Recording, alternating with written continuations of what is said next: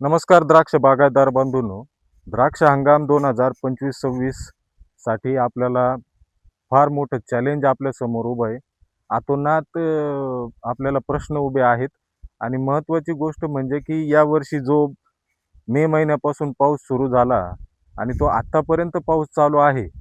या पावसामुळं काय झालंय की विश्रांती पिरियडमध्ये द्राक्षवेलीला पाहिजे त्या प्रमाणात सूर्यप्रकाश न मिळाल्यामुळं द्राक्षवेलीमुळे स्टोरेज पाहिजे त्या प्रमाणामध्ये स्टोरेज निर्माण न झालं किंवा गर्भनिर्मिती जी आहे ती गर्भनिर्मिती ही कमकुवत गर्भनिर्मिती तयार झाल्यामुळं म्हणा आता ऑक्टोबर छाटणीनंतर आपल्याला फार मोठ्या प्रमाणामध्ये घड जिरण्याचं प्रमाण जास्त आहे. दुसरी गोष्ट म्हणजे घड जे आहे ते बाळीवर जाण्याचं प्रमाण जास्त वाटतंय आणि महत्त्वाची गोष्ट म्हणजे बहुतांश ठिकाणी बाग जी आहे ती एकसारखी फुटतच नाही आहे.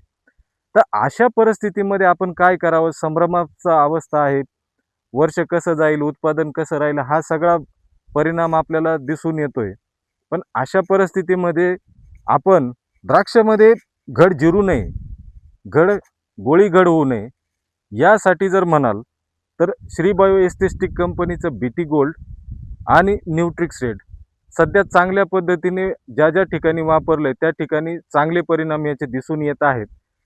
तर 200 लिटर पाणी फवारणीसाठी 100 ml बीटी गोल्ड आणि 100 ग्राम न्यूट्रिक्स रेड असा 13व्या दिवशी संध्याकाळी किंवा 14व्या दिवशी सकाळी आपण जर स्प्रे टाकला तर बऱ्यापैकी त्याचे चांगले परिणाम सध्या दिसून येत आहेत.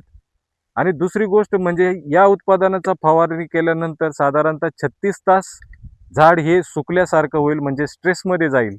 आणि स्ट्रेसमध्ये ज्यावेळी झाड जाईल तर त्यावेळी आपल्याला फक्त त्या ठिकाणी त्या बागेला पाणी देणं गरजेचं आहे. आता या ठिकाणी आपण बघू शकतो की आपण या ठिकाणी बीटी गोल्ड आणि न्यूट्रिक्स रेड या उत्पादनाचा वापर केलेला आहे.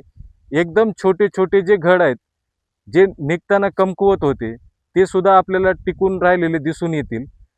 दुसरी गोष्ट म्हणजे जे काही चांगले घड होते त्याला एक चांगला स्ट्रोक त्या ठिकाणी मिळालेला आहे आणि घड वाचण्याचं प्रमाण या ठिकाणी चांगल्या पद्धतीने राहिलेलं आहे.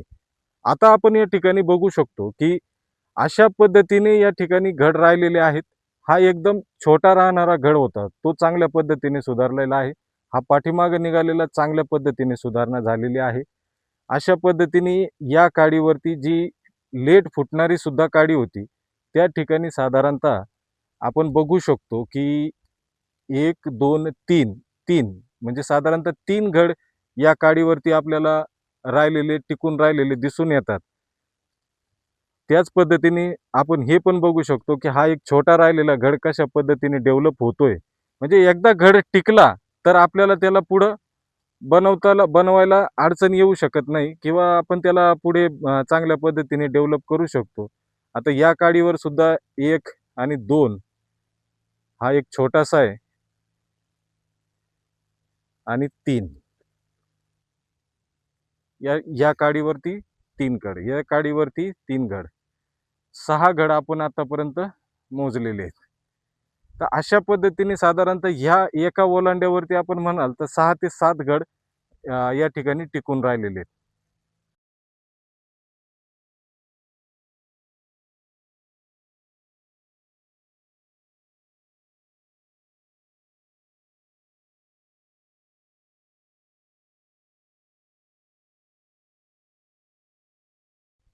ज्या ठिकाणी घड जिरण्याचं प्रमाण वाढते, घड किल्लस निघतायत, अशा ठिकाणी आपण जरूर न्यूट्रिक्स रेड 200 टिपाला 100 ग्रॅम, बीटी गोल्ड टिपाला 100 मिली आणि ज्या ठिकाणी एखाद्या प्लॉटमध्ये ज्या ठिकाणी विगर होत नाहीये किंवा पुढे चालून त्या बागेचा शेंडा होणार नाही, अशा ठिकाणी मॅजिक मिक्स 200 ग्राम या पद्धतीने जर वापर केला तर आपल्याला चांगल्या पद्धतीचे परिणाम दिसून येतील.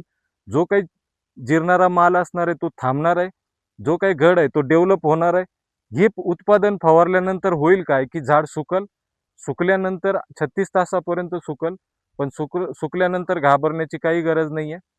त्याला त्या बागेला फक्त पाणी देणे, पाणी दिल्यानंतर पुन्हा ते पूर्ववत होईल आणि जो काही जिरणारा घड असेल तो थांबेल. धन्यवाद.